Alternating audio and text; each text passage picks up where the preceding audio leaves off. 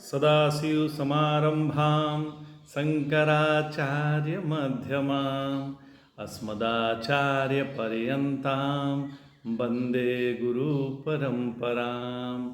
गुरुब्रह्मा गुरुर्विष्णु गुरुर्देवो महेश्वर गुरु साक्षात् परं ब्रह्म तस्मै श्री गुरुवे नमः। नारायण भगवान, क्षमा करिएगा, हम लोग गीता के 14वें अध्याय का अध्ययन कर रहे हैं। नारायण भगवान अर्जुन को वह परम ज्ञान बताने जा रहे हैं। उसको श्रवण करने मात्र से परम पद की प्राप्ति होती है।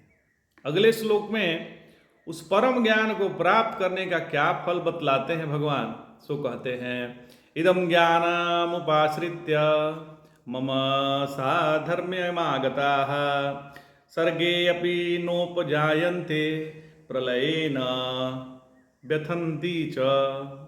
भगवान कह रहे हैं कि इस परम ज्ञान का शरण लेने पर मेरे स्वरूप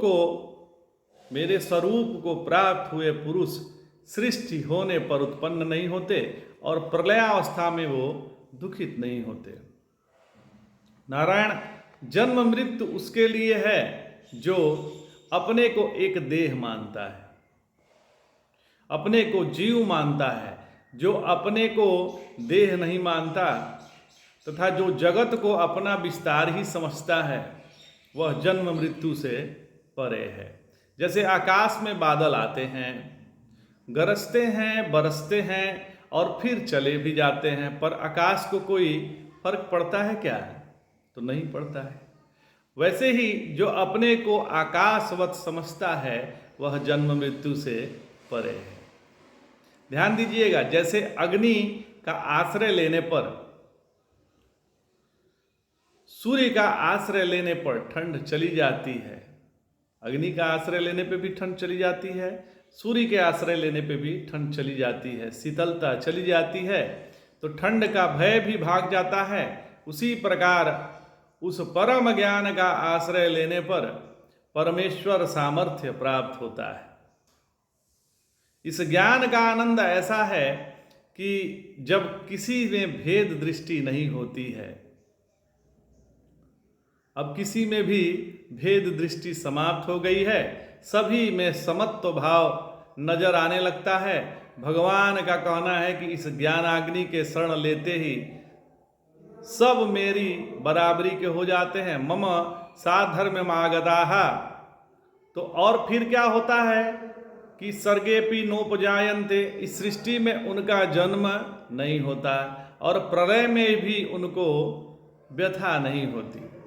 वे जन्म मरण से बिल्कुल विनिर्मुक्त हो जाते हैं।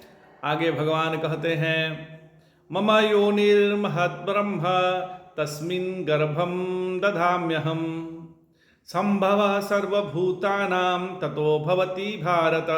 हे भारत, मेरी यह ब्रह्म रूपी माया योनि मतलब गर्भाशय है और उसमें मैं चैतन्य रूप बीज स्थापित करता हूँ। उसी से सभी प्रकार के भूतों की उत्पत्ति होती है। भगवान ने बड़ी सूक्ष्म बात बतलाई।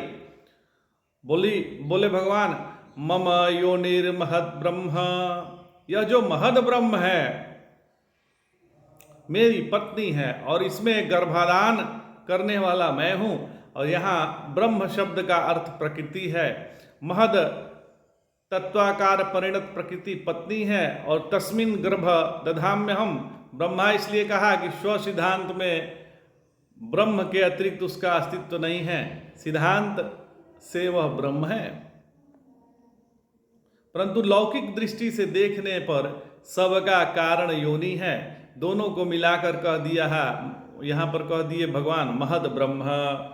वह भी अध्यास ही है। ब्रह्म और महद तत्व के अध्यास का नाम है महद ब्रह्म। उसमें जो चिदाभास पड़ता है, उसमें जो चिद छाया है, उसका नाम है गर्भ।